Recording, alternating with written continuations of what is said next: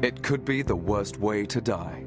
The death is painful and prolonged.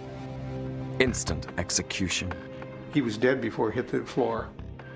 A tool of spies and secret agents. I was a KGB officer, a military officer. I had to obey orders. A medieval weapon. Poison means secret. Bullet, it's impossible for bullet to be secret. In the present day, in Moscow, in Kiev, even in London, people are being poisoned. Of course, we see only the top of iceberg.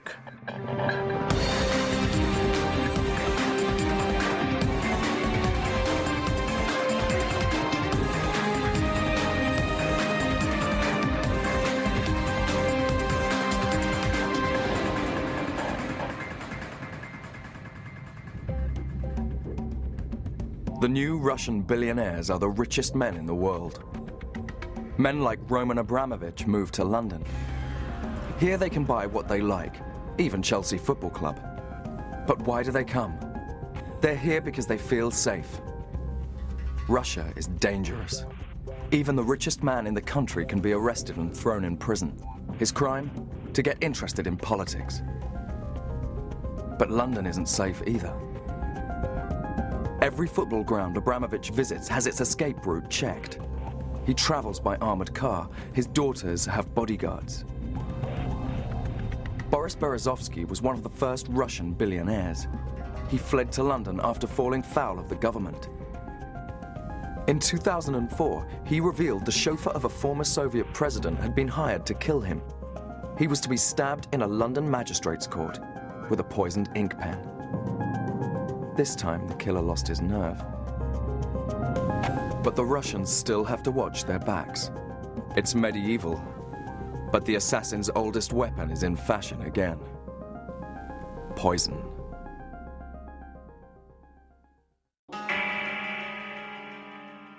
A man feels the first clawing fingers of sickness.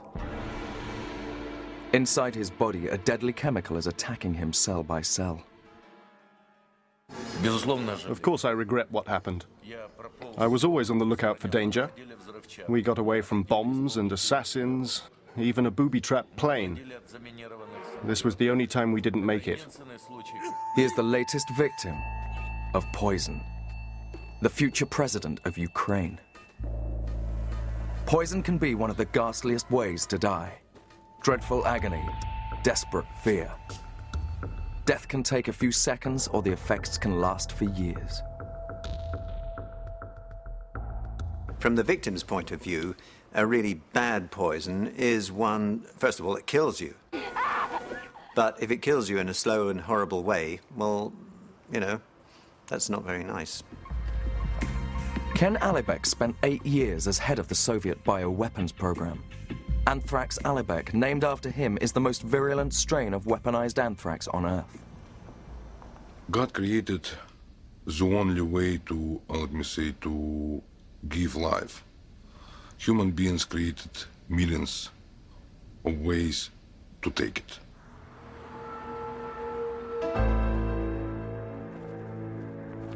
Kiev's calm masks a divided Ukraine, riven by the most bitter presidential contest since it gained independence from the Soviet Union. The surprise front-runner is Victor Yuschenko. He stands for liberalization, freedom, and democracy. Against him is Viktor Yanukovych, backed by the forces of the old guard, a member of the current government. He's supported very publicly by Russia's president, Vladimir Putin. This isn't a normal election campaign. This is war. Ukraine is convulsed with demonstrations, electoral fraud, even physical violence. Security is paramount. The Yushchenko team has 55 bodyguards, many of them ex-special services. Yevgeny Chervenyenko's in charge. In an atmosphere this tense, he needs bodyguards of his own. We were fully prepared for poison. You see, an open attack could cause a revolution, and the people in power understood that. But poison, illness, car crashes, they could seem like accidents.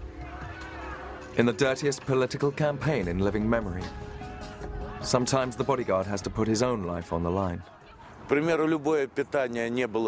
food reached Yuschenko untested.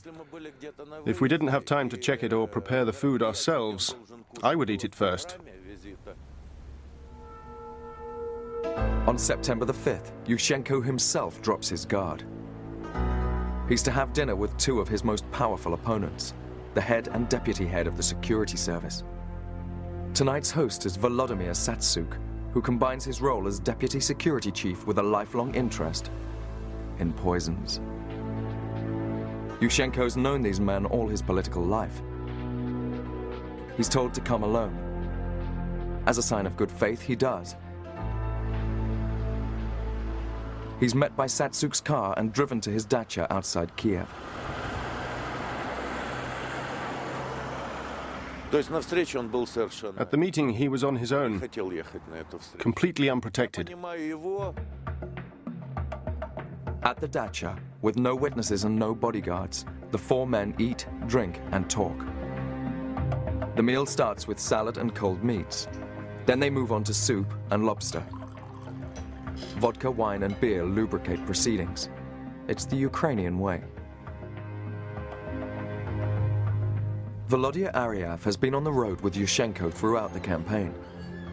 Victor's wife, Katerina, told him what happened at their apartment that night.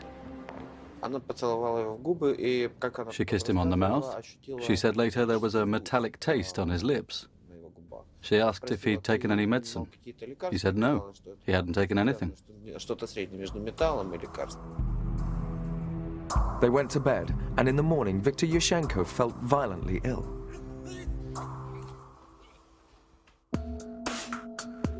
Poison as a political tool is totally alien in the modern West. But in Russia, they've been poisoning each other since the Middle Ages. Whenever there's a political problem, and there doesn't seem to be any other solution, out comes the poison. And as Stalin himself put it, the man and the problem disappeared. The poster boy for 20th century poisoning is Rasputin. Monk, healer, charlatan, seducer. The Russian nobility was horrified by his influence. Even worse, there were rumors he'd been to bed with almost every woman in the royal family, and half the nobility. A group of aristocrats got together to get rid of Rasputin, and the first thing they tried was poison. They were desperate for the assassination to remain secret. They chose cyanide, the fastest-acting poison they knew. And they prefer medieval source, poison, because they realized that when they gave him poison, he immediately would be died. Cyanide has always been the poisoner's #1 choice, a pure killing machine. In 30 seconds, it floods the body, strangling every single cell. They will feel scary, short of oxygen, they will become muzzy, giddy, and they may just short of breath, and then they may just collapse, have a convulsion, and die. So it is a very, very frightening poison. 60 years on, the CIA was using cyanide in suicide pills issued to agents, with orders to die rather than to be caught. It's fast and lethal. Tony Mendez was a senior intelligence officer with the CIA. During Vietnam, the last thing he gave one of his agents was a pen filled with cyanide. Captured in Saigon, Tony's man followed orders to the letter. The fellow, once he was caught, was asked for his pen so he could write his confession, and he bit down on the barrel of the pen and broke the cyanide ampule. He was dead before he hit the floor. The problem for Rasputin's would-be killers was that they'd put the poison onto some cakes. And Rasputin didn't eat sweets. He called sweet like garbage. And when somebody presented him chocolate, he immediately represented the chocolate of somebody from his fans. For him was impossible to eat sweet cakes. Impatient, one of the assassins took a pistol and shot him. Still, he didn't die. Finally, they bludgeoned him with a dumbbell and threw him into the Neva River. Even the deadliest poison's no use if the research is wrong.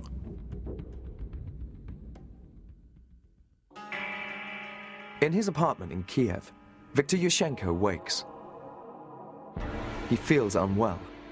It seems like indigestion, but it keeps getting worse. The next day when I saw him, he was feeling bad. He thought it was a cold or something wrong with his back from too much time in the car. He went for a sauna. Then he started vomiting terribly. By mid-morning, the pain's intense. He feels as sick as he ever has in his life, and it's getting worse. Yuschenko wants to go on with the election campaign, but 48 hours in, his body is letting him down. There's no choice. His bodyguard won't let Yuschenko be admitted to any hospital in Ukraine. We wouldn't even allow an injection in this country. There have been cases in the past in Ukraine where awkward politicians went into government hospitals and came out feet first.